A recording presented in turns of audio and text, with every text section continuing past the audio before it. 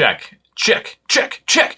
Action! What's going on, guys? Hope you're all doing great. It's really good to see you all. As many of you know, I've been using the Line 6 Pod HD 500X for quite some time, and so I wanted to try something different. So I picked up a Line 6 Pod Go, which I guess isn't all that different. It's kind of like if you took a 500X, shrunk it down a little bit, and then shoved it full of tones from the Helix.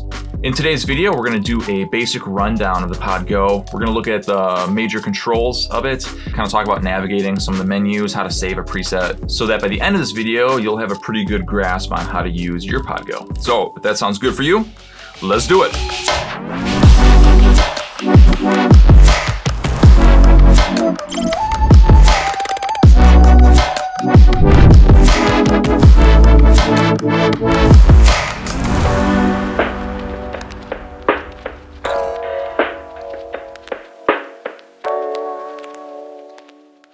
Okay, so here is the Pod Go. On the right, we have this expression pedal. This is going to do things like volume and wah, or it can even control other parameters. Down at the bottom, we have the foot switches. So we can do things like, we can scroll through different banks of presets, we can select presets, or we can even have these assigned to turn certain effects on or off. There is a tuner, which if we hold this down, it'll activate the tuner. We can also tap in tempos, and then here we have a mode select, which we'll see how that comes into play.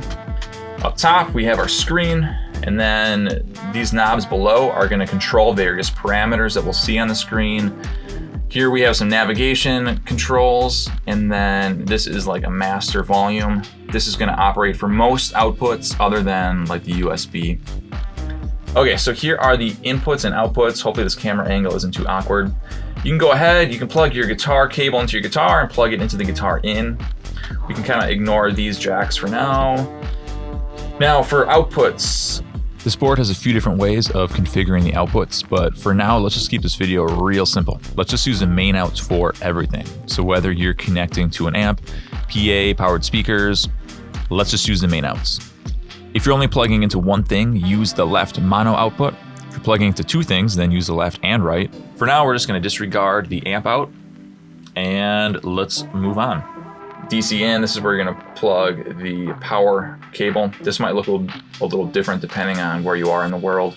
Once you have everything connected, I recommend turning the master volume all the way down, and then also pressing the expression pedal heel down before turning your Pod Go on. This is just going to help reduce the risk of any kind of like volume blasts.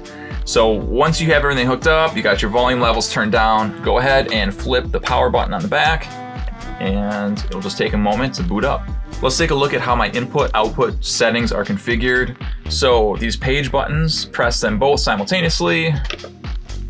Brings up our menu, global settings, press this last knob to select global settings.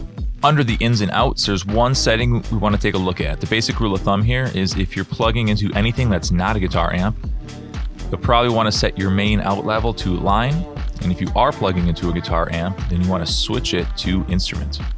The Pod Go has two different displays on the screen. There is the live view, which you see here. But if we press view, it toggles to the edit view. Within live view, there are three different performance modes. Right now, I am in preset mode. So we can see the presets available to me. I can select them using A, B, C, and D. I can use the bank up and bank down buttons to scroll through other preset banks, and then use A, B, C, and D to select whichever preset I want. If I press the mode button, it's going to toggle me into stomp mode. So instead of selecting presets, now what I'm doing is I am turning effects on and off. If I go back to preset mode and I press bank up and down simultaneously, it brings me into snapshot mode. I've made a video where I covered how snapshots work more in depth. If you hit the mode button again, it brings you back to stomp mode. So that pretty much covers the basics of using the Pod Go in a live situation. Let's talk about editing a preset. Let's come up here to this view button, click it once. This is going to bring us into the edit view. We should see our signal chain all laid out in a nice horizontal line. This top knob will allow us to scroll through the different blocks in the preset. All of these knobs on the bottom, these are going to control the parameters that are available to us. So by turning them, you can see how the parameters change. Some effects have more parameters than others. So for something like this, if we hit the page button, it's going to show us more parameters that we have. If I click this top knob, it'll bypass or enable the effect. If I turn the bottom knob, it's going to start scrolling through different effects. We can click the bottom knob, and now we can kind of see what effects are available to us. We can use the top knob, we can scroll through. Let's say we want to throw in a distortion pedal. Hover over distortion pedals, use the bottom knob, and now we can scroll through the different distortion pedals available to us, pick something that we want. Once we do that, just click the bottom knob, and there we go. If I want to move an effect to a different spot in the chain, I just hover over the effect I want to move, hit the action button, lifts it out of the chain, use the top knob, decide where I want to put it. Once I find a spot for it, hit action again, and now it drops it into the chain in that spot. Some of the effect blocks are kind of limited on how much we can customize them. For instance, there's a block for a wah pedal. This has to stay as a wah. Also, the block with the volume pedal is pretty limited. And then there's also a block with an EQ. We can change what type of EQ it is, but it has to be some sort of EQ. Personally, I would have preferred all the blocks to be totally customizable. You know, that's just what I prefer, but it is what it is. Here's how we can assign effects to foot switches. First off, make sure you are in this edit view. You may need to press the view button to get into it. Use this top knob. You're gonna select the effect that you wanna assign to a foot switch. Let's just do the reverb for this example. I'm gonna hold down this foot switch here. Ask me if I wanna assign, hit OK. And right now this foot switch is controlling the reverb, but you can also see it is controlling the EQ, because we merged the effects. If you only want one effect to be assigned to that foot switch, just make sure that when that pop-up comes up, you change it to replace. Here's how that would look.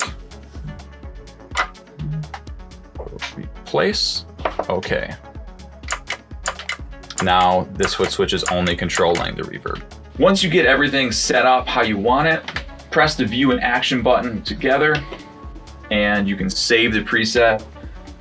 By turning this knob by character, you can give it the name that you want to give it, and then this top knob scrolls through the different characters. Once you give it the name you want, you'll hit this final knob here. That'll save it. Otherwise, you can hit cancel, get out of it. Okay guys, that pretty much covers everything I wanted to talk about today. I really just wanted to scratch the surface and just give you enough information to get going. Be sure to like, comment, subscribe, share, heckle, troll, leave sarcastic remark. Anyways guys, I'll see you in the next one. Later.